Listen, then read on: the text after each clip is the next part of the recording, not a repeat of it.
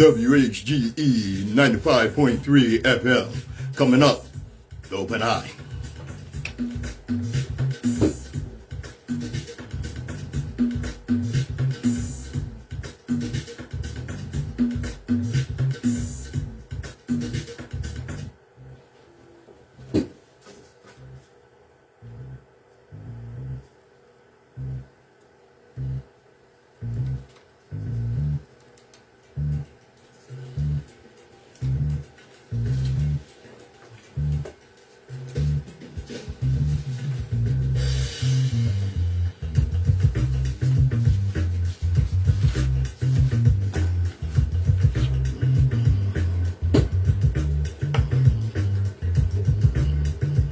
Those of us that indulge in or commit intellectual violence don't do so for the pleasure of mental masturbation or ego diddling. We do so because the chains of oppression on our people's minds are deep and difficult to remove.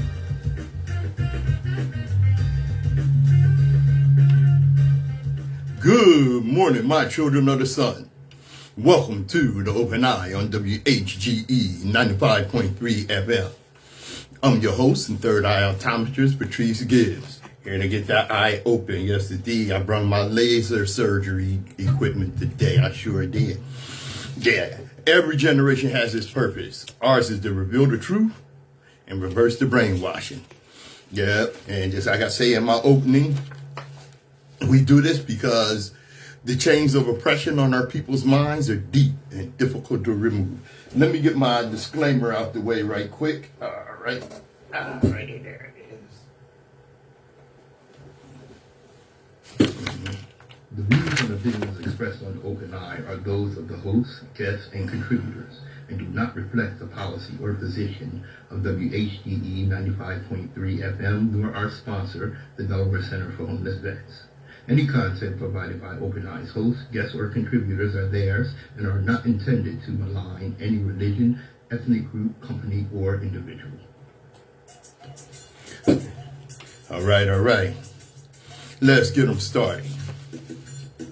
Okay. As I said, we're going to do something that has become increasingly rare, in America. We're going to think. And we're going to remember. And we're going to connect the dots. Because one of the greatest dangers facing any people is not ignorance, it's amnesia. Now, people who forget how they got here can be convinced they never built anything. And people who forget what was done to them can be convinced they're responsible for their own condition. And the people who forget their victories can be persuaded that resistance is impossible. But history tells a different story. History tells us that black people built thriving communities less than a generation removed from slavery. History tells us that we created businesses, schools, newspapers, churches, banks, political organizations, and entire towns when the odds were stacked against us. History tells us that Greenwood was not an accident. Bowley was not an accident. The Wilmington communities destroyed by so-called urban renewal were not accidents. These were products of vision, discipline, sacrifice, and collective effort. And that matters because every generation faces a choice. Do we become caretakers of memory, or do we become victims of forgetting? Today we're going to examine the headlines, challenge the assumptions, explore history, and ask the questions others are afraid to ask. Not because controversy is the goal. Truth is the goal. Understanding is the goal. Community is the goal. Because when you understand where you stand, you understand where you can go. So settle in, open your minds, and sharpen your thinking, and prepare to look beyond the surface. You're listening to the Open Eye. I'm Patrice Gibbs.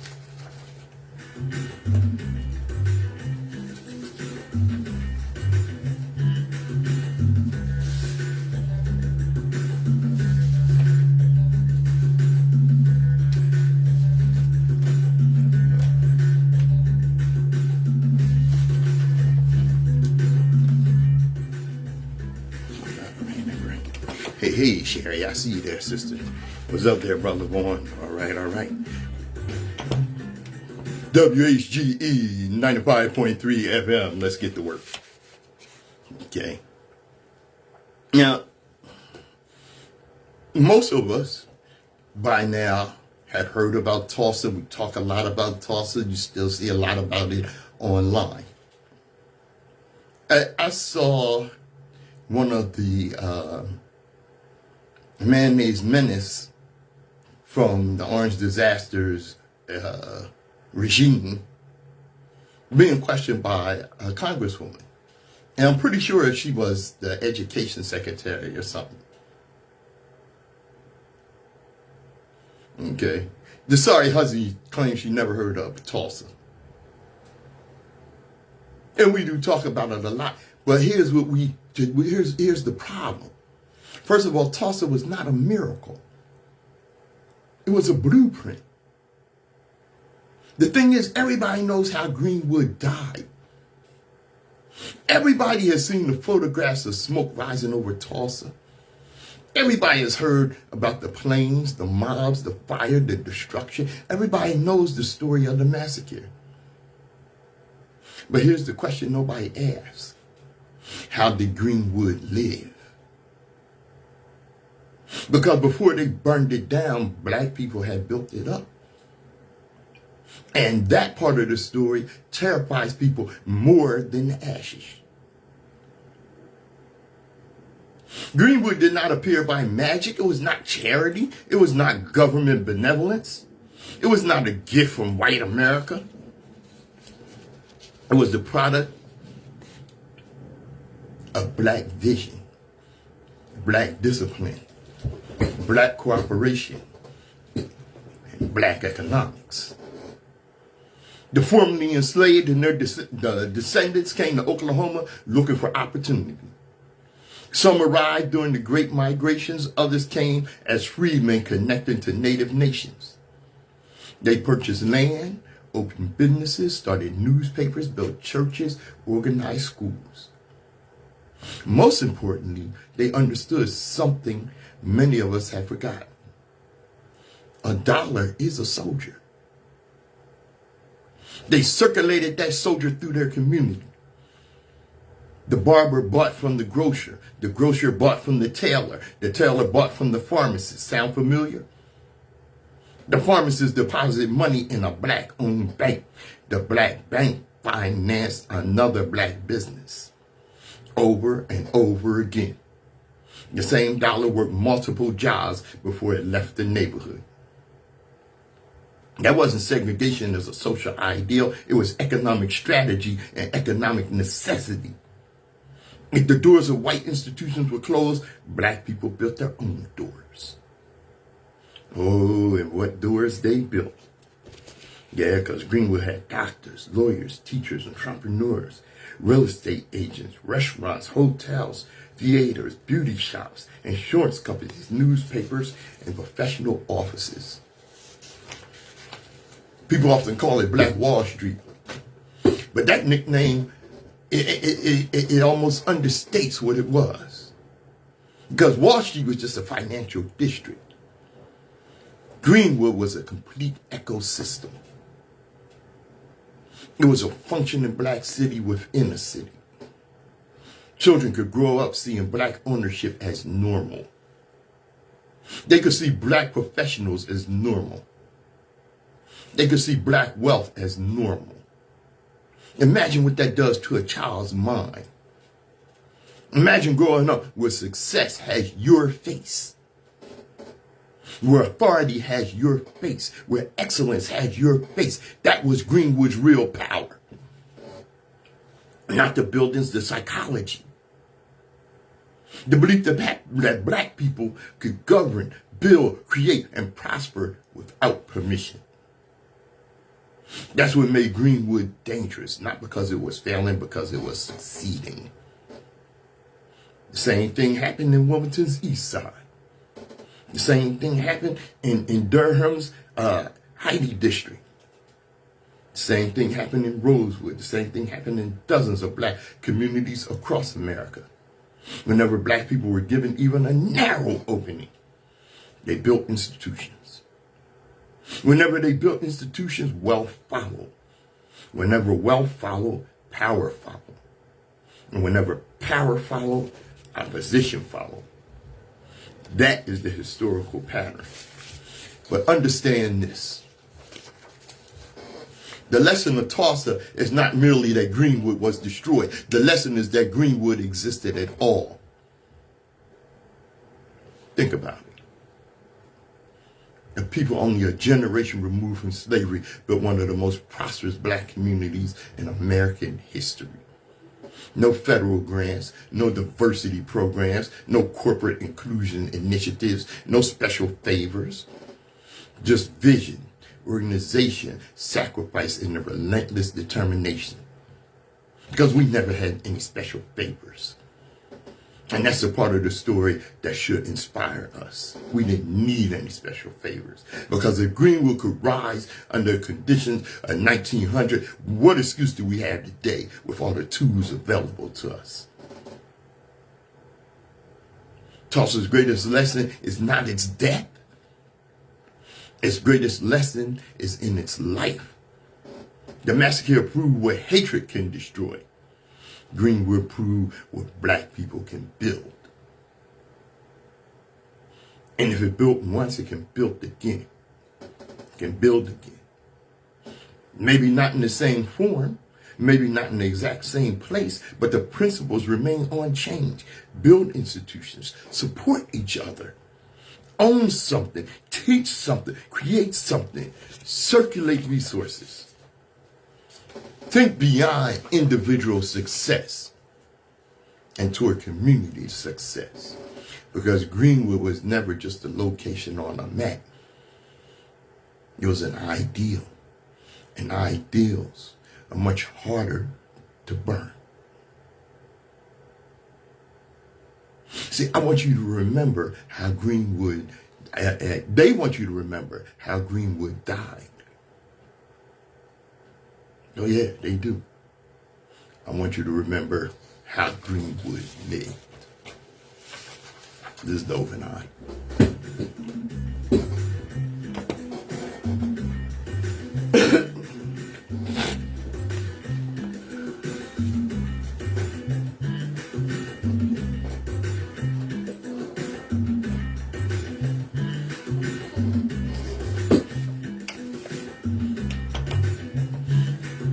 Hey, Steve, I see you there. All right. WHGE 95.3 FM. Last Sunday morning, 6 o'clock in the morning, my sister Siobhan called me. I answered the phone thinking, oh no, what's going on this early? No, it was tragic. She was crying her eyes out. And she had a reason to cry. Last Sunday, Wilmington suffered more than the loss of a building. Wilmington suffered the loss of a sacred space tied to more than 2 centuries of black faith, black resistance, black self-determination, and black history. My sister was crying because Mother Church, Mother African Union Methodist Protestant Church, burned down. That was a wound to the historical memory of an entire people.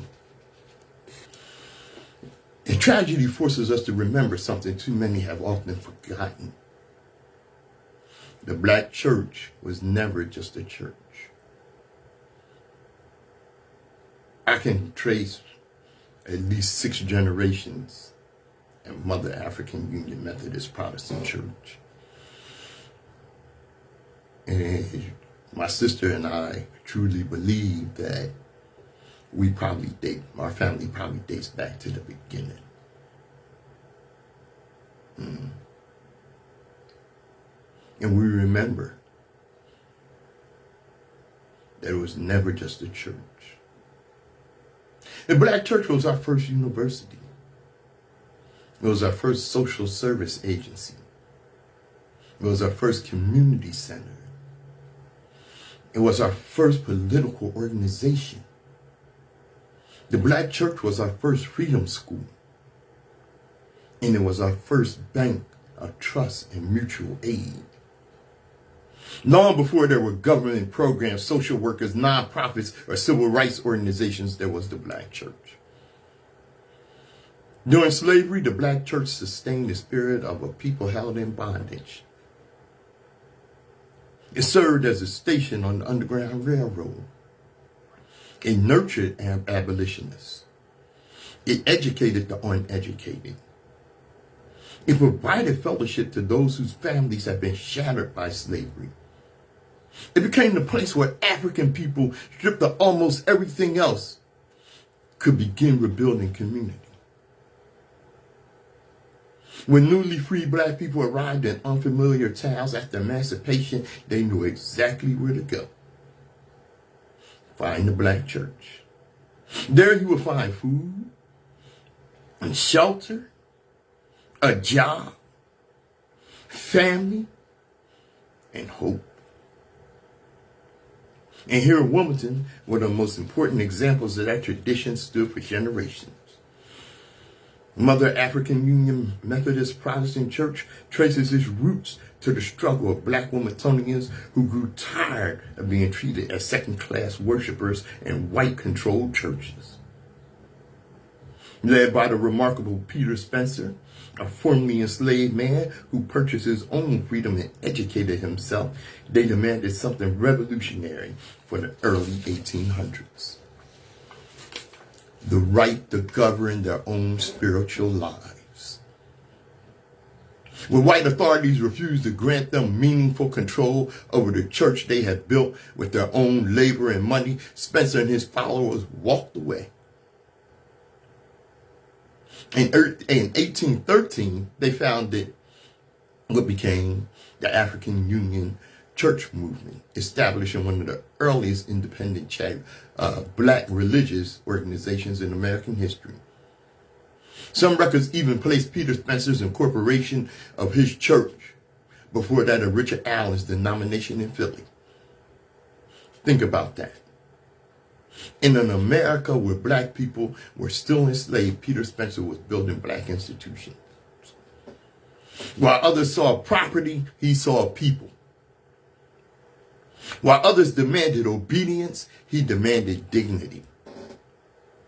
While others preached submission, he preached independence.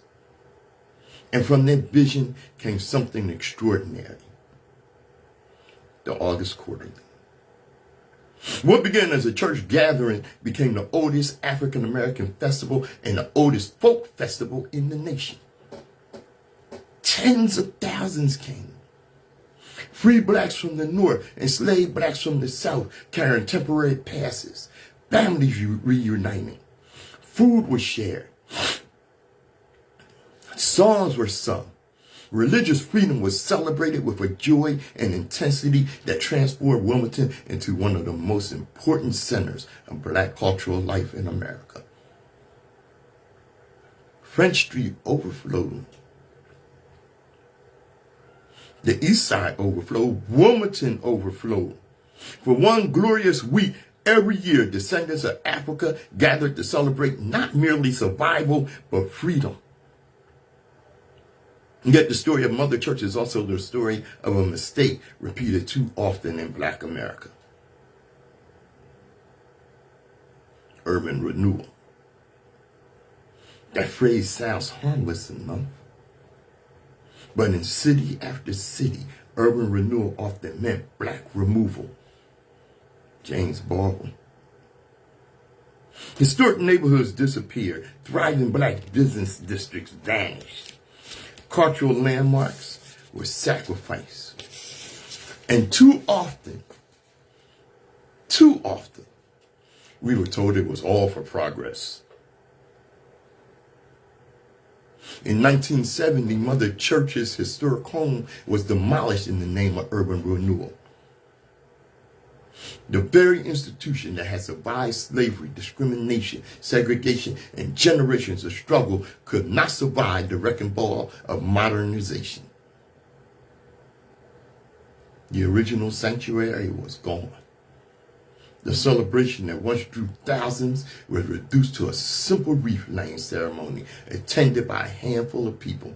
That's what August Courtly was when I was a little boy. Oh, they called it progress. But progress without memory is amnesia.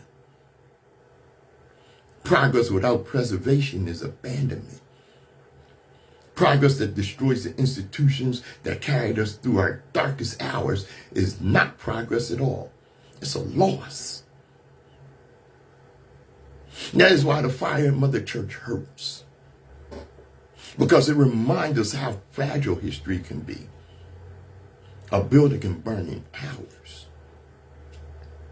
A tradition can disappear in a generation. And a people can forget their inheritance if they are not vigilant. There's another lesson here. Peter Spencer's legacy was never made of brick and mortar. His true monument was not a sanctuary. His monument was an ideal. The ideal that black people could govern themselves, build for themselves, lead themselves, worship freely, and create institutions capable of surviving against impossible odds. Fire can destroy wood. Fire can destroy stone. Fire cannot destroy an idea.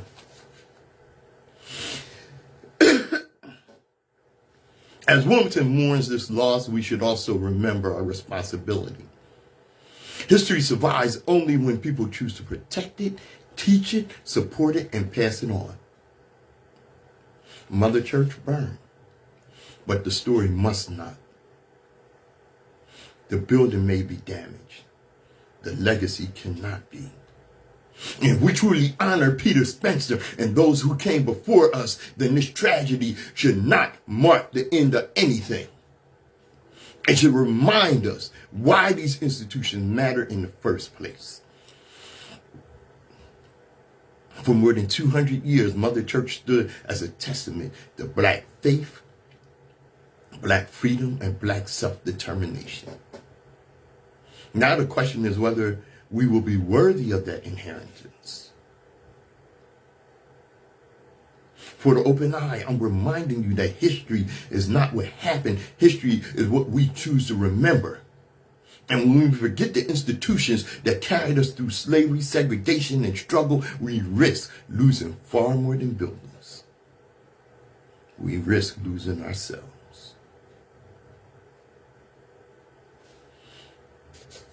To the ancestors, including my mom, Val, my grandmother, Reverend Russell, my uncle, I won't never let them forget. I'm Patrice Gibbs. This is The Open Eye.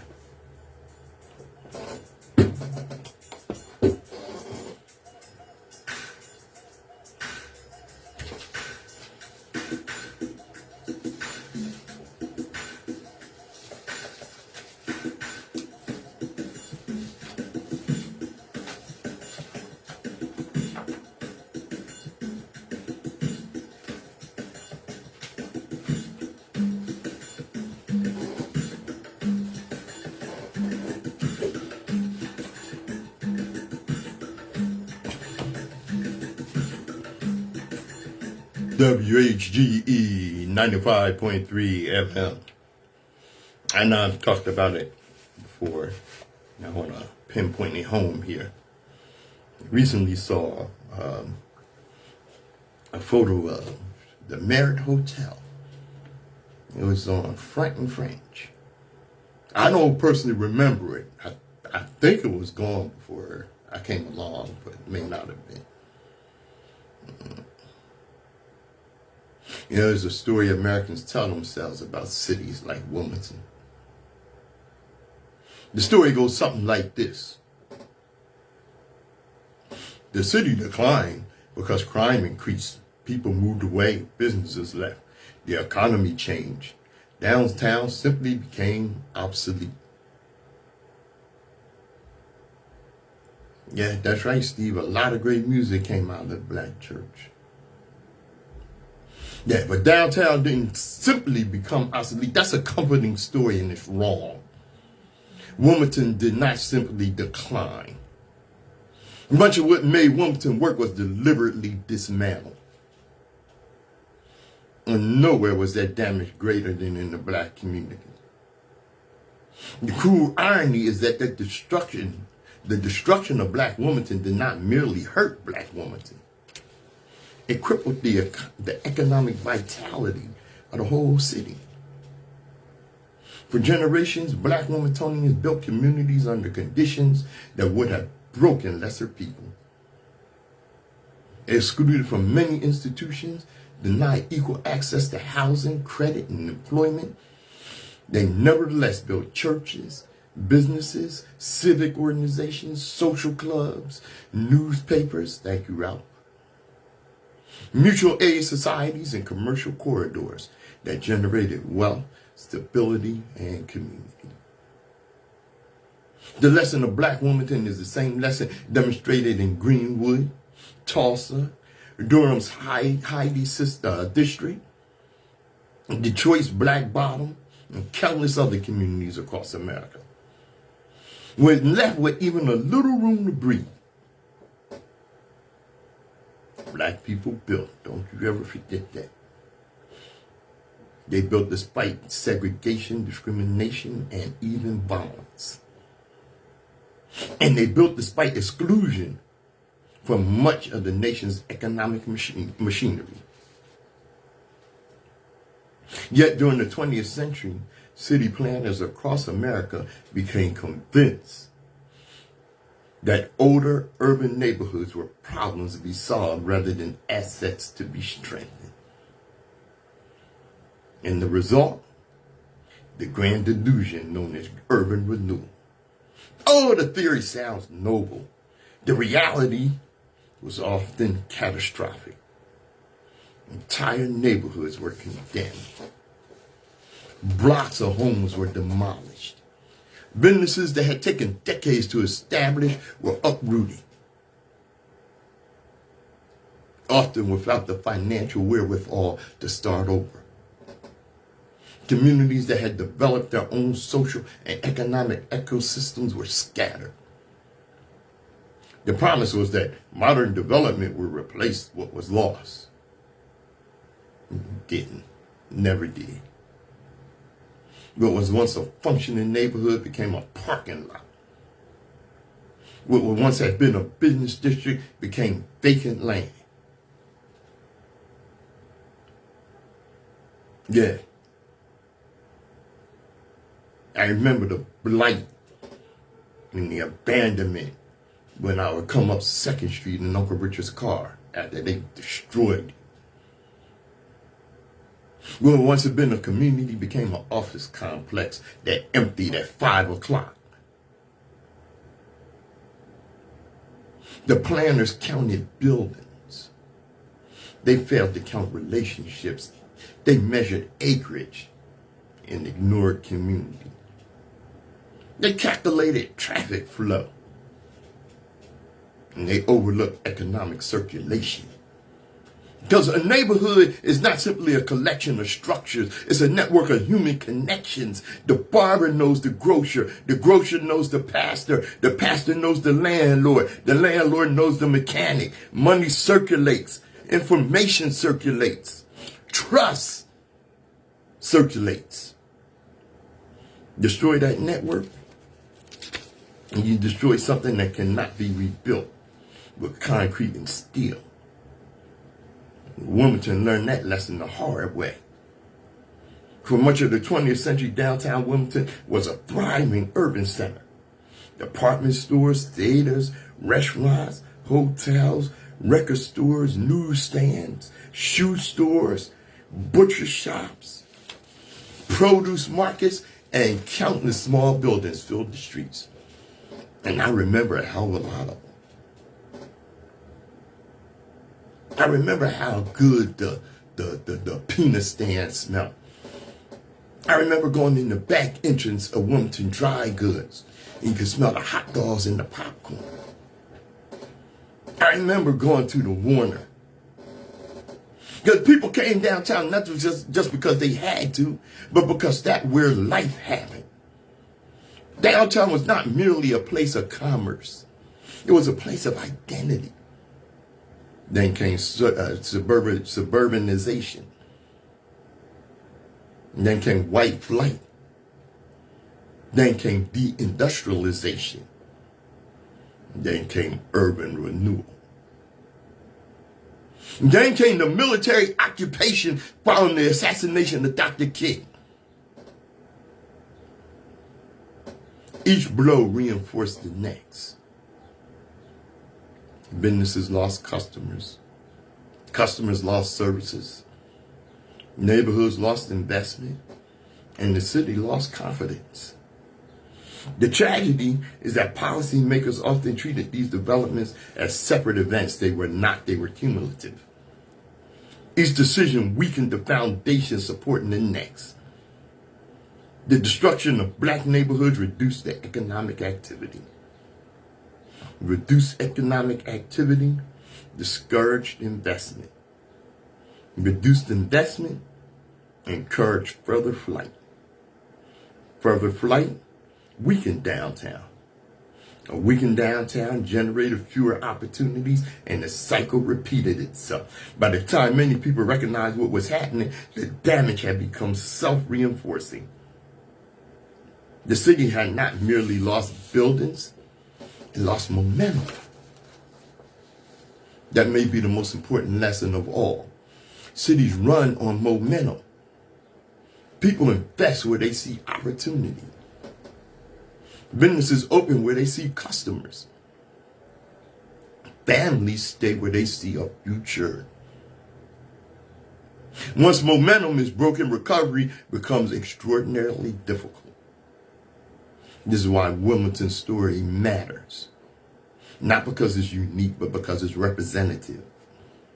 Across America, urban renewal promised progress while often destroying the very communities that have sustained urban life.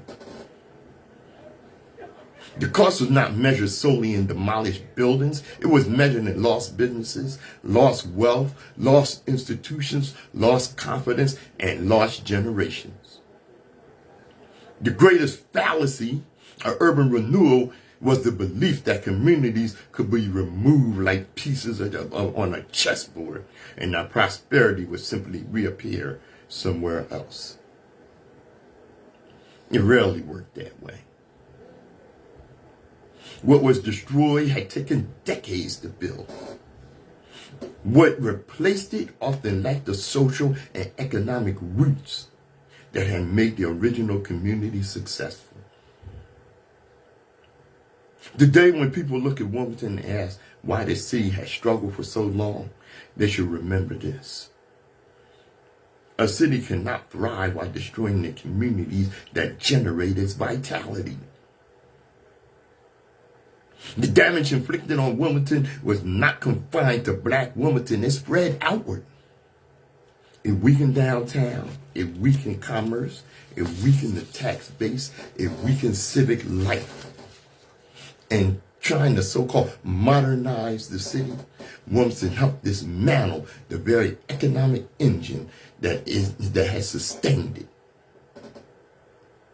And nearly 60 years later, the city is still trying to recover from that mistake. This is The Open Eye. I'm Patrice Gibbs.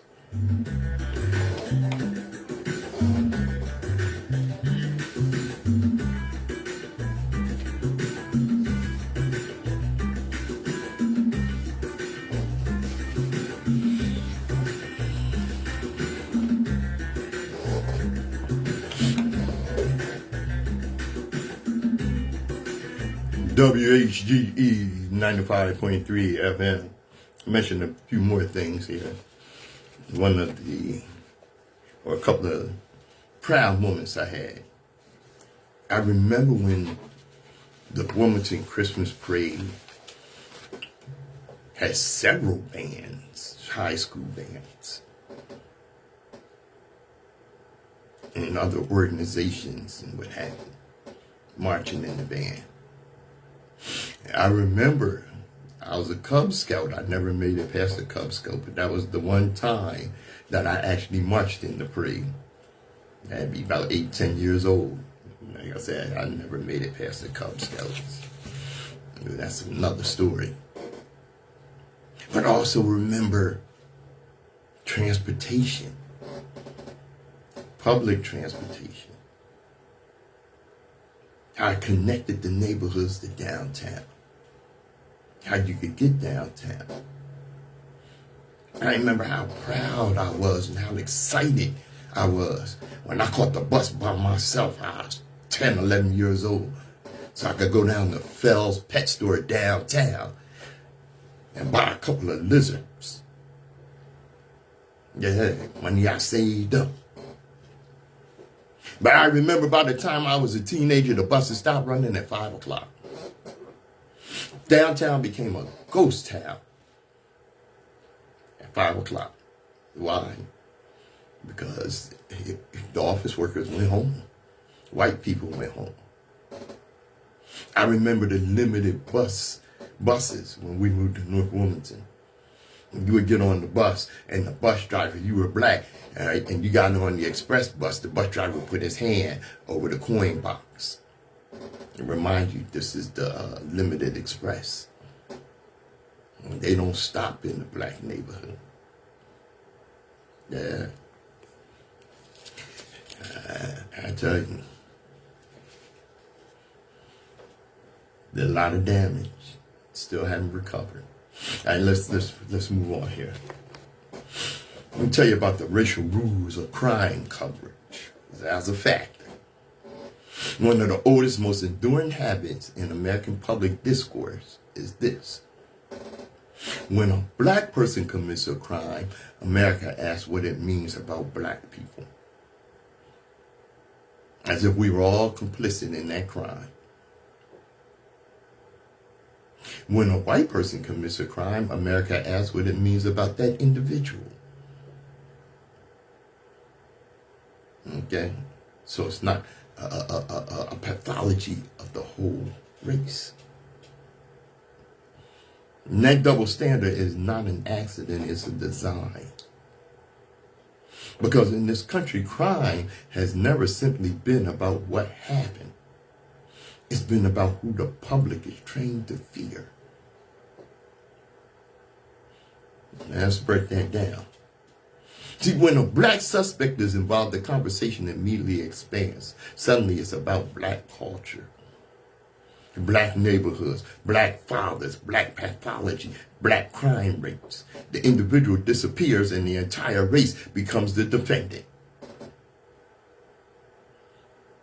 The courtroom becomes the culture. The verdict becomes a stereotype. But when a white suspect commits the same crime or worse, the lens shrinks. Now it's about mental health. Now it's about childhood trauma. Now it's about isolation, loneliness, bullying, stress, addiction, or a troubled young man who lost his way. The individual becomes a tragic figure. The community becomes invisible. And whiteness becomes exempt from collective blame. That's the racial rule book of American crime coverage. And here's the part people don't want to admit. This double standard is the backbone of how racial fear is manufactured in this country. Because if you can convince the public that black crime is cultural, but white crime is accidental, if you can convince the public that black wrongdoing is predictable, but white wrongdoing is surprising, if you can convince the public that black violence is inherent, but white violence is an anomaly, then you can justify anything. You can justify over-policing. You can justify mass incarceration. You can justify stop and risk. You can justify harsher sentencing. You can justify surveillance, suspicion, and state violence, all in the name of public safety. And you can do it while ignoring the fact that white Americans commit the majority of crimes in the United States simply because they are the majority of the population. And because crime follows opportunity, environment, and access, not race. But the narrative never shifts because the narrative was never about accuracy, it was about control. So the next time you see a headline, ask yourself, is this about the crime? Or is this about the race of the person who committed it? Is this about public safety? Or is this about public conditioning? Yeah. Is this about justice? Or is it about the maintenance of a very old American script? Because this country learns to individualize black suspects the same way it individualizes white ones. We're not talking about crime. We're talking about propaganda. Because despite making up only 28% of the U.S. population, according to FBI data, white men are responsible for 55% of kidnaps. They are 56% of rapists, 58% of mass shooters, 59% of child porn arrests, 62% of statutory rapists, pedophiles. The GOP is not the grand old party, it's the guard of pedophiles. 63% of prostitution solicitors.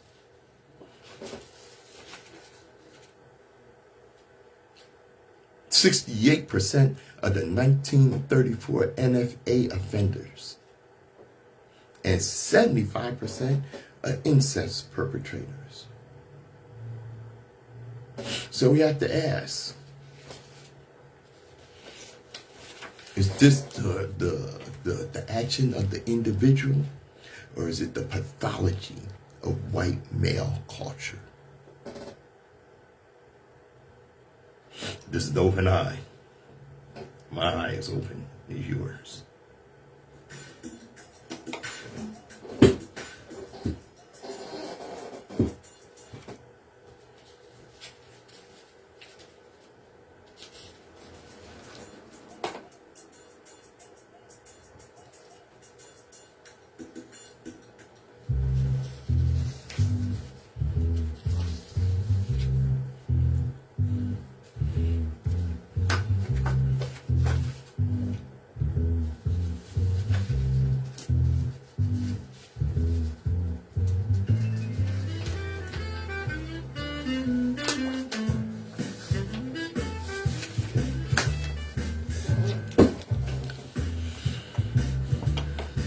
WHGE 95.3 FM. This is the Open Eye. Okay, maybe you know I'm often a critic and critical of the NAACP. Oftentimes, and historically oftentimes, they've gotten it right. They've shown leadership and produced some great leaders. Du Bois among them, Ida B. Wells. And they, as a rule, they tend to piss off the white Confederacy. Stop calling them just the southern states.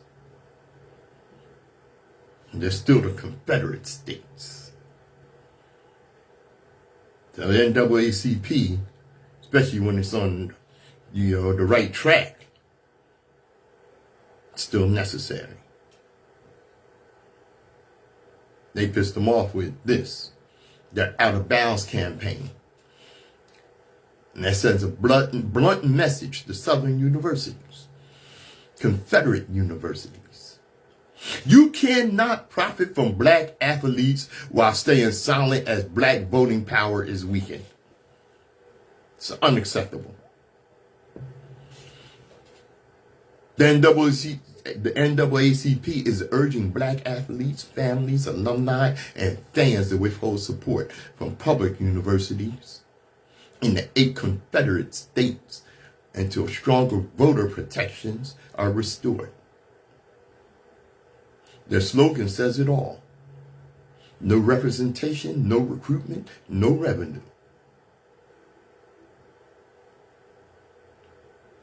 Okay, they launched their Out of Bounds campaign, urging black athletes, families, alumni, and fans to withhold athletic and financial support from public universities in 8 southern states.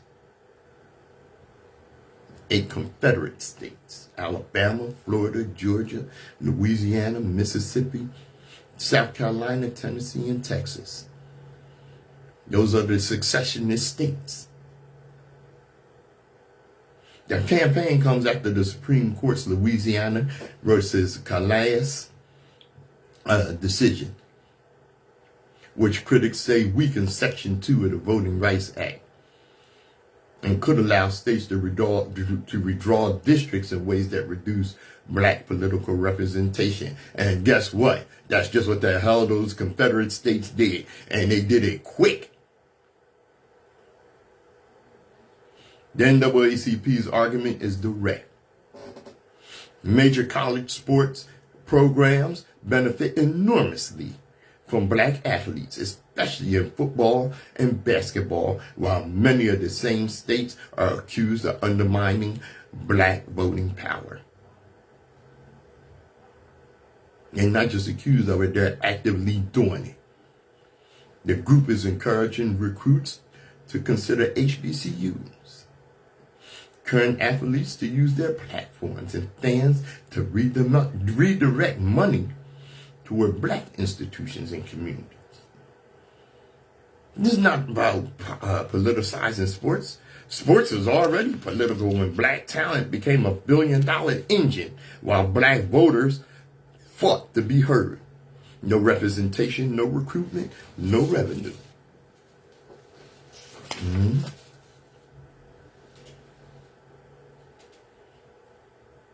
Let me tell you about the power of leverage.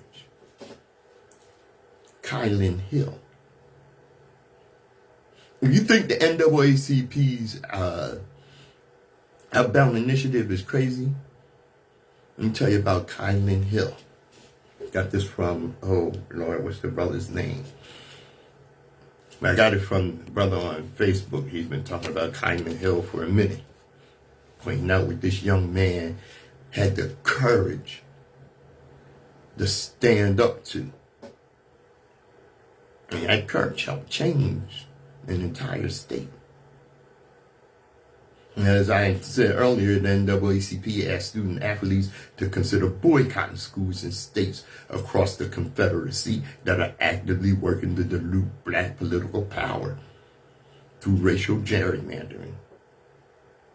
The idea is simple. Politicians understand that attacking black voting strength could cost them athletes, recruits, revenue, prestige, and the success of the teams their constituents love. They might want to think twice before violating the rights of black communities. Predictably, some people are acting as though this strategy is unrealistic, but history is on the NAACP's side on this. The year was 2020. Mississippi state flag still featured the Confederate battle emblem. Think about that. More than 150 years after the Civil War, the official flag of an American state still carried a symbol of a rebellion fought to preserve slavery. People have been trying to change that flag for decades. And then Kylan Hill stepped forward. Hill had just been named one of the best football players in the state and was a star at Mississippi State. Yeah. At the height of national protest following the murder of George Floyd, He posted a message on social media that shook Mississippi politics. Either change the flag or I won't be representing this state anymore. I'm tired. Had enough of this shit. Those few words carried enormous weight. Why? Because Kylan Hill understood something that generations of activists have understood. Power respects leverage. For decades, politicians ignored petitions. They ignored speeches. They ignored moral arguments. But when one of the state's most celebrated athletes threatened to withdraw his talent and his labor, suddenly conversation changed. It's widely believed that Hill's stand helped create the momentum that finally pushed Mississippi to retire the last state flag in America containing the Confederate emblem. One athlete, one voice, one act of leverage. That brings us back to the NAACP. The organization is not asking student athletes to march in the police batons. They aren't asking anyone to have their skull fractured like a young John Lewis on the Edmund Pettus Bridge. They ain't asking people to endure the beatings, arrests, and torture suffered by Fannie Lou Hamer and countless others during the Civil Rights Movement. They aren't asking students to endure mobs, fire hoses, or attack dogs, or the violence faced by those who integrated schools and public institutions throughout the South. They're asking families to make choices. They're asking athletes to recognize the value of their talent. And they're asking communities to build the leverage they already possess. That's not radical, that's strategic. Throughout American history, progress has often come when people withheld something powerful: their labor, their dollars, their vote, their participation, their talent, or their consent. The Montgomery bus boycott was leverage. The student sit-ins were leverage. Economic boycotts were leverage. Athletes refusing to play have always been leverage. Always. In the day when equal protection under the law appears increasingly fragile, when voting districts are being redrawn in ways that critics argue diminish black political representation, and when many black communities feel their voices are being systematically weakened, the question is not whether leverage is appropriate. The question is whether we are willing to use it. Because history teaches a simple lesson. Rights are rarely protected by appeals. They're protected when people create consequences for violating them. Kylan Hill understood that. The NAACP understands that. And perhaps that's why some people are so uncomfortable with the ideal.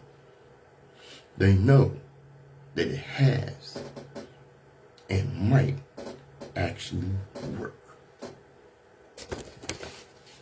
Yeah, this is the Open Eye. I'm Patrice Gibbs.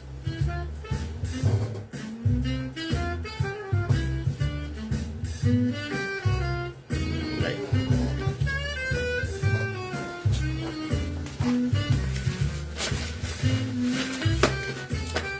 All right.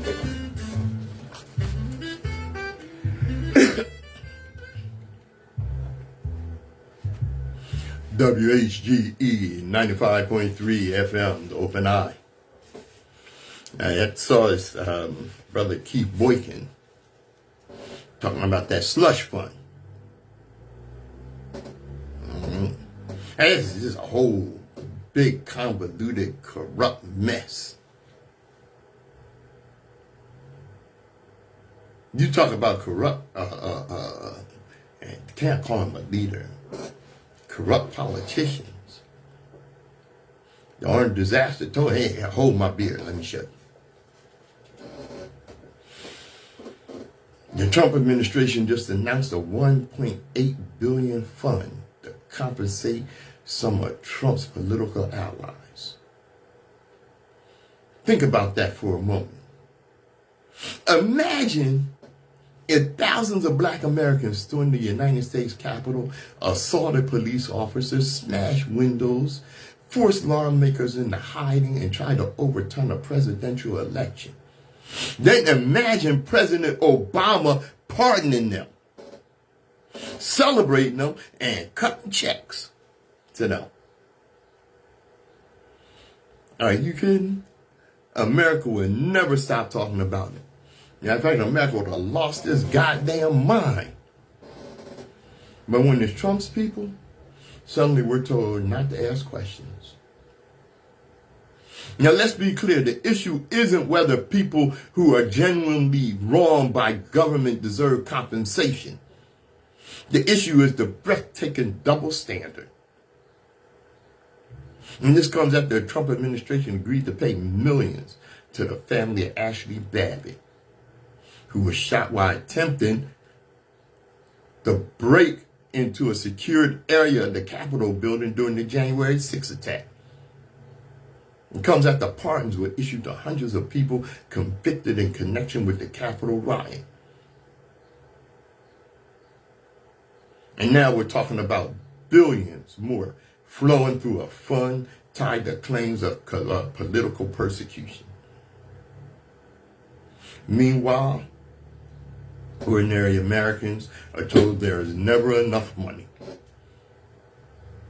There is never enough money for affordable housing, never enough money for health care, never enough money for food assistance, never enough money to eliminate crushing student debt, never enough money to repair crumbling schools, never enough money to rebuild struggling communities.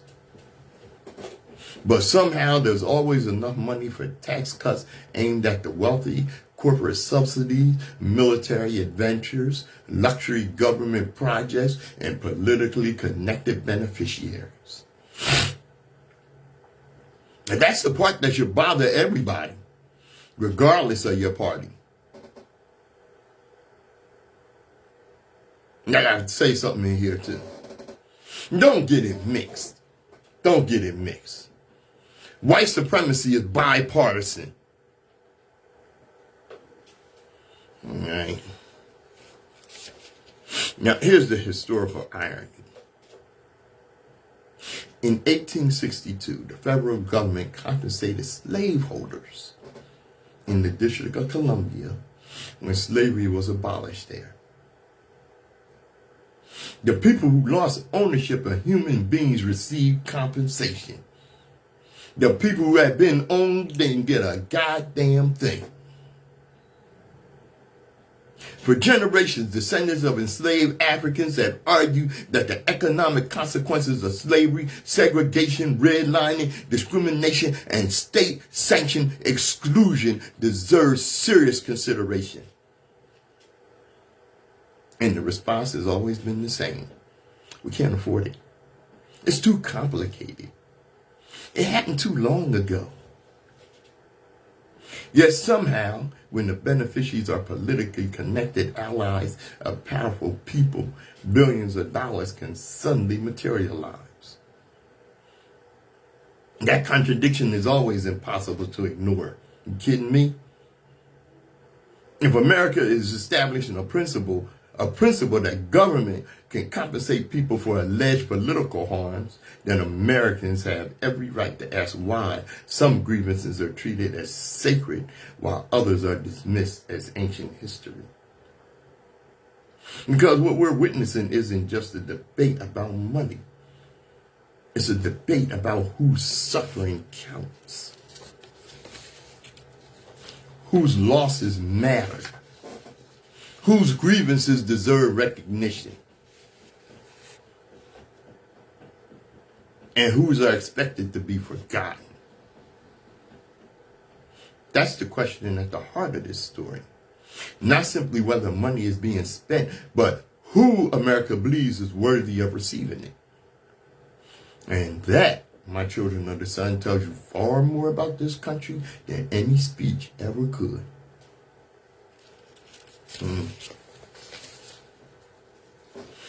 So what we need to do is follow the example. I think it was Stacey Patton that posted this letter. Write this down or remember this. Copy it, record it, put it in writing. Address it to the Honorable Todd Blanche. When I said honorable, I had some bile come up, almost threw up. The acting Attorney General from the U.S. Department of Justice. The address is 950 Pennsylvania Avenue, Northwest, Washington, D.C., zip code 20530. And here's the letter. Dear Acting Attorney General Blanche, as survivors of the systemic damage, economic exclusion, and generational trauma compounded by policies and rhetoric of both the first and second Trump administrations, we were encouraged by news of the Anti-Weaponization Fund. African Americans have long been the targets of weaponized justice system, a reality that intensified dramatically under the direction of Donald J. Trump, starting in 2017 and resuming in 2025.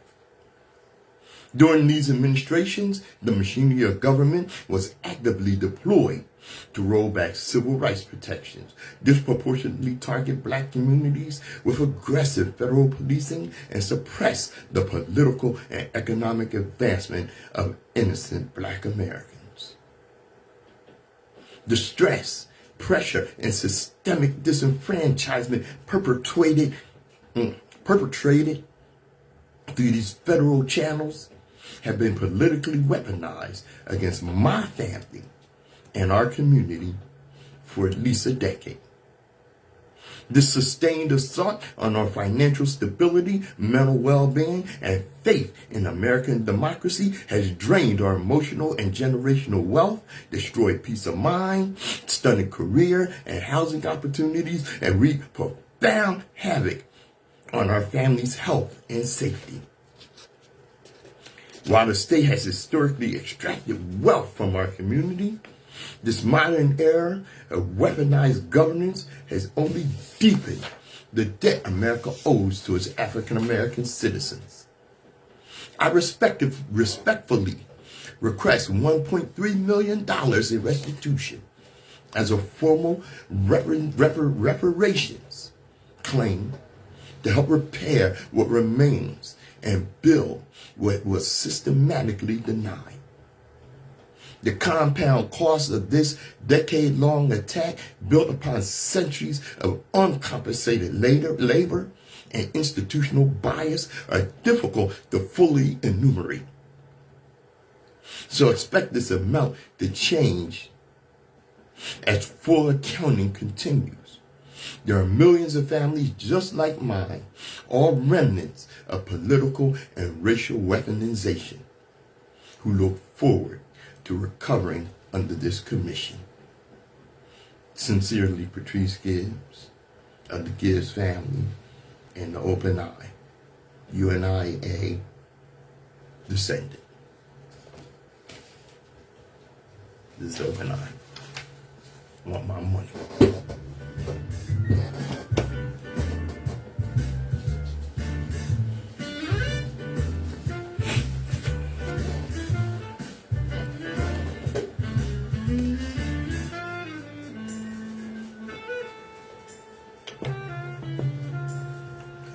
WHGE 95.3 FM has some people like, you need to chill.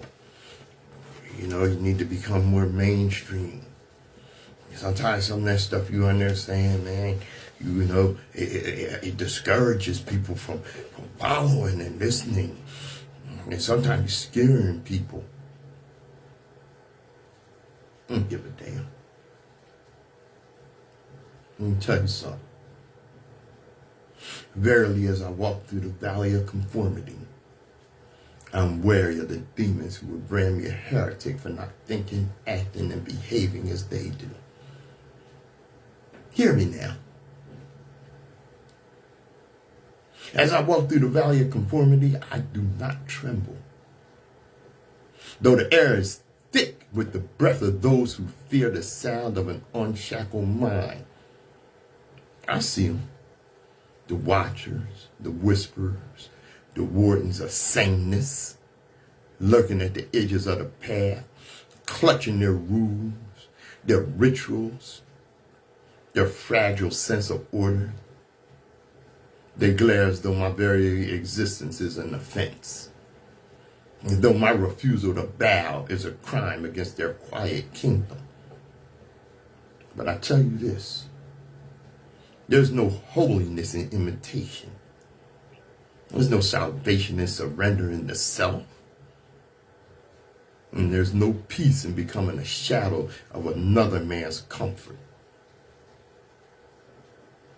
For the demons of conformity do not come with horns of fire. They come with expectations. They come with traditions. They come with the soft, suffocating insistence that you must shrink to fit the mold they carried long before you were born. And yet I walk. I walk with the knowledge that every prophet was once called a heretic. Every visionary was once mocked as a fool. Every liberator was once condemned as a threat. The valley has always been hostile to those who carry light. For light exposes what darkness prefers to keep hidden. So let them brand me a heretic. Let them call me strange, unruly, ungovernable. Let them whisper their warnings and clutch their pearls. For I have seen what lies beyond this valley. I've glimpsed the wide country where the mind is free, where the soul stands upright, where the spirit speaks in its own tongue without fear of punishment. And I know, as surely as the sun knows it's rising, that the path to that place is walked only by those who refuse to kneel. So I say to you, hear this. Don't fear the valley. Don't fear them demons. And don't fear the names they'll call you. Fear only the quiet death that comes from abandoning your own voice. Fear only the slow erosion of your own truth. Fear only the day you look in the mirror and see not yourself, but the reflection of a world that demanded your obedience and stole your fire. Stand, speak, walk. For the valley is long, but it's not eternal. And those who endure its shadows emerge not as copies, but as creators. Not as echoes, but as origins. So I walk, I speak, and I remain unbroken. This is the Open Eye. I'm Patrice Gibbs.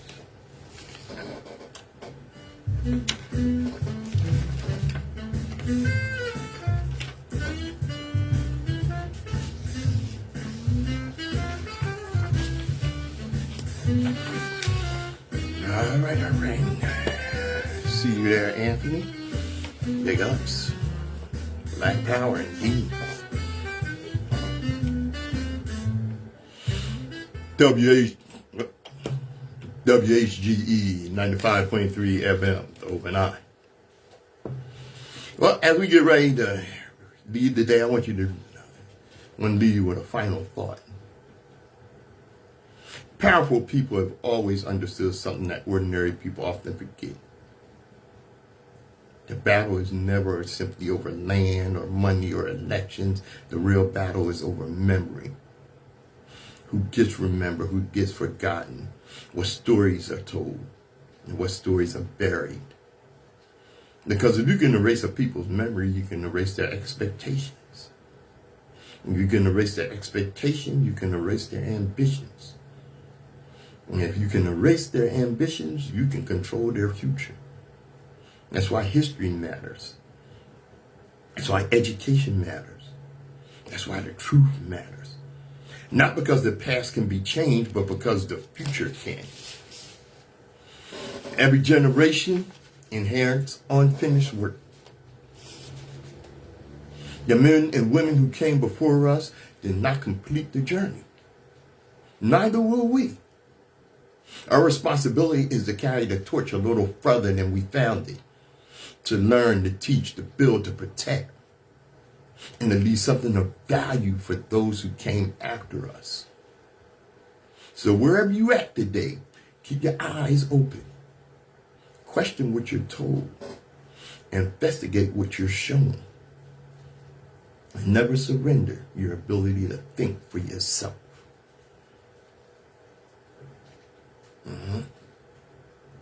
I hope you learned something today. Because I learned something before I got here. And as we always tell you, destiny determines who enters your life, but you decide who stays. Therefore, value those who value you. And don't treat those as a priority. And treat you as an option. Thanks for joining us. This has been Open Eye on WHGE 95.3 FM. I'm Patrice Gibbs. Peace. All right. Hope you enjoyed today's show. Like I said, I hope you learned something. All right. Yeah. Global African supremacy can't be stopped. Pan-Africanism can't be stopped. They don't have the power. We do.